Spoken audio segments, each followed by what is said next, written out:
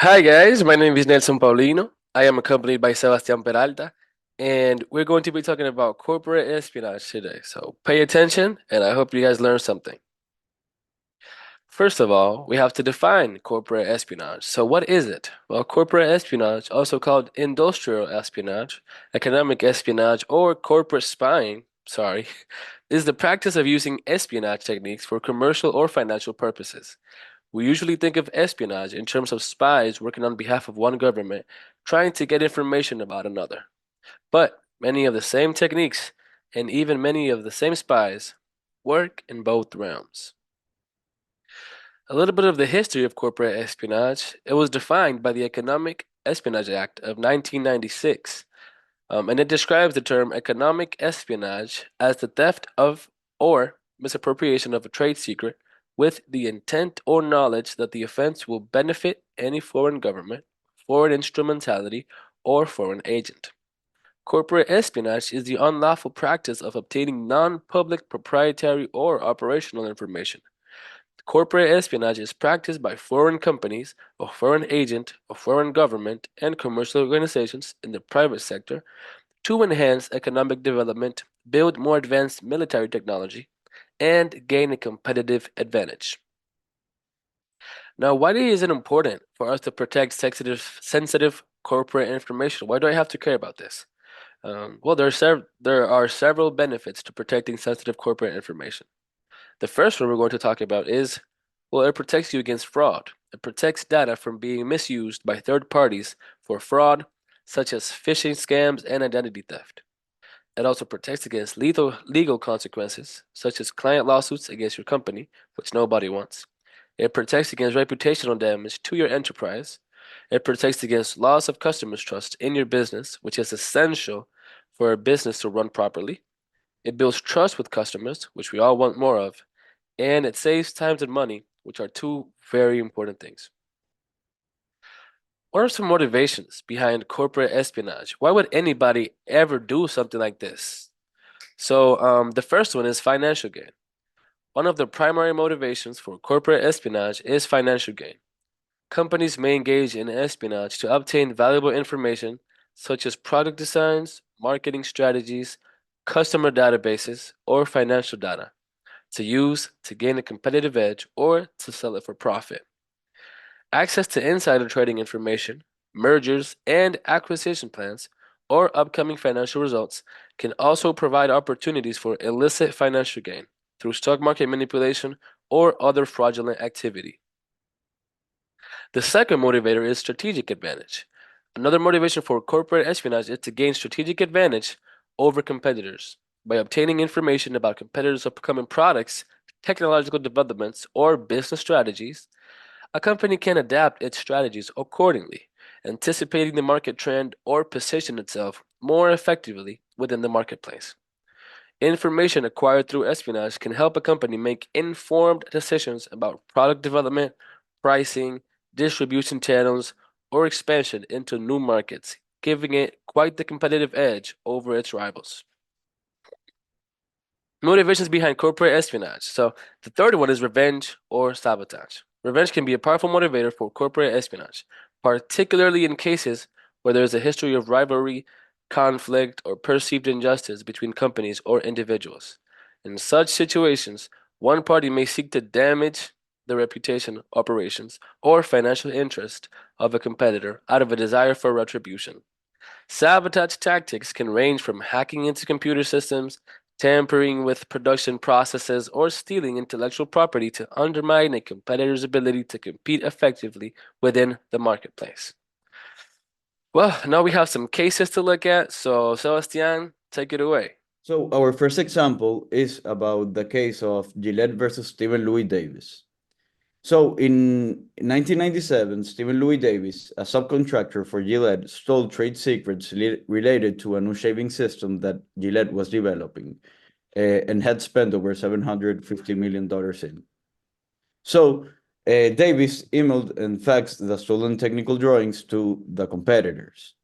When Gillette found out about this theft, they reported it to the FBI and started a investigation where Davis admitted to causing at least $1.5 million in losses and was charged with wire fraud and theft of trade secrets. He was sentenced to 2 years and was forced to pay a fine of $1.25 million. For our second example, we have the case of Avery Dennison Corp versus Four Pillars. What happened is that in the late 80s and mid 90s, Four Pillars, a Taiwanese company, sought a competitive edge against Avery Dennison, a major US adhesive labels manufacturer. So Four Pillars obtained Avery Dennison's trade secrets through an insider. This caused an FBI investigation leading to legal actions against Four Pillars.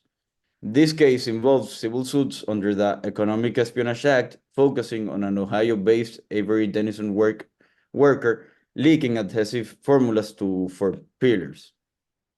Here were involved Pin Yang Young, Four Pillars' former CEO, his daughter, and Victor Lee, an ex-Avery Dennison scientist who provided over 12,000 confidential documents.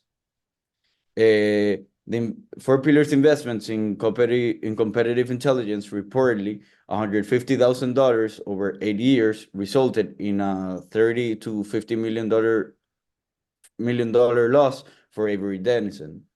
Ultimately, Avery Dennison winning the case with an amount of more than $40 million in damages, and Victor Lee, along the other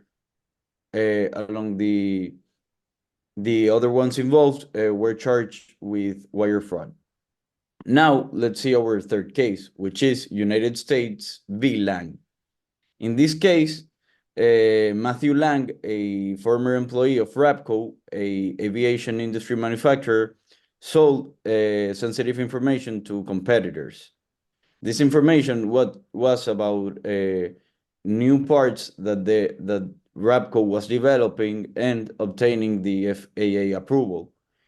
The reasons behind it was for the competitors not to save money and time in getting the certification of the FAA just by replicating similar parts from Rapco.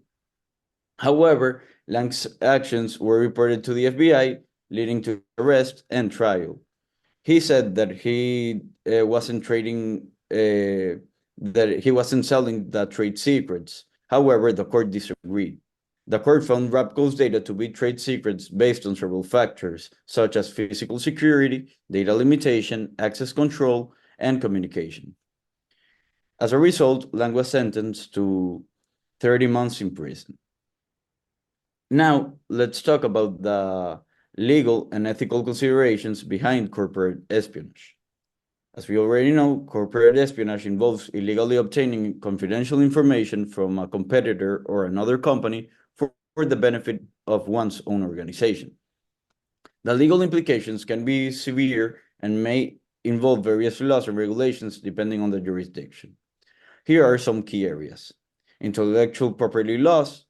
Most countries have laws protecting intellectual property, including patents, trademarks, copyrights, and trade secrets. Corporate espionage often involves misappropriating trade secrets or infringing on patents.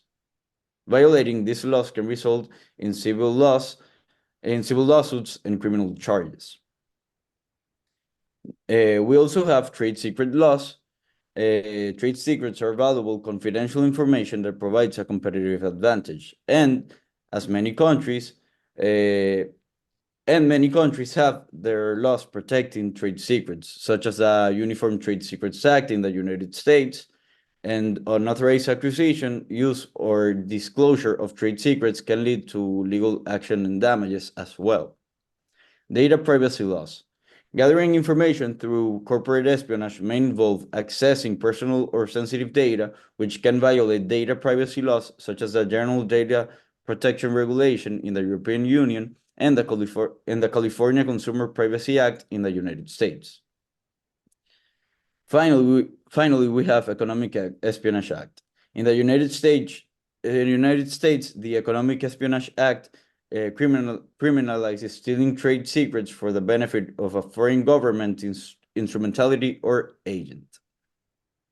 Among the ethical considerations, in the other hand, we have trust, reputation, and fair competition. In order to prevent and mitigate corporate espionage, a multifaceted strategy that includes a range of tactics needs to be implemented.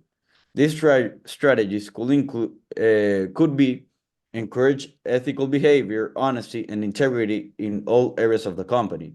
At all levels, leadership should promote moral decision making and set a good example. Also, offer extensive training and awareness campaigns to remind staff members of the value of safeguarding confidential data and identifying possible espionage risks, along with keeping moral standards. To protect sensitive data, intellectual property, and trade secrets, strengthen physical security, access restrictions, and cybersecurity procedures. This covers firewalls, multi-factor authentication, encryption, and regular evaluations of security.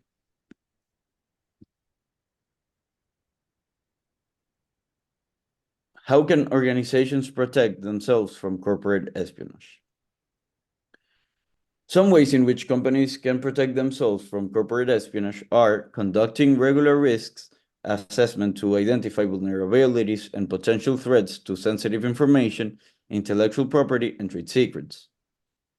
Also, implementing strong access controls to restrict access to sensitive information and critical systems. Use role-based access control to limit privileges based on job roles and responsibilities. Monitor and audit access logs to detect unauthorized access attempts. The company also needs to use secure communication channels such as virtual private networks, VPNs, and secure messaging platforms to transmit sensitive information both internally and externally. Background checks on employees, contractors, and key personnel with access to sensitive information or critical systems need to be conducted as well, in order to verify credentials, employment history, and references to ensure trustworthiness and reliability. The implementation of robust employee exit procedures to revoke access rights, collect company assets, and ensure the return of confidential information upon termination or resignation should also be included in this list. Conducting exit interviews to remind departing employees of these obligations regarding confidentiality and non-disclosure is essential. Companies should maintain up-to-date antivirus software, firewalls, intrusion detection systems, and security patches to protect against malware, ransomware, and cyber attacks. They need to monitor network traffic for suspicious activity and conduct regular security assessments and penetration testing. Thank you very much.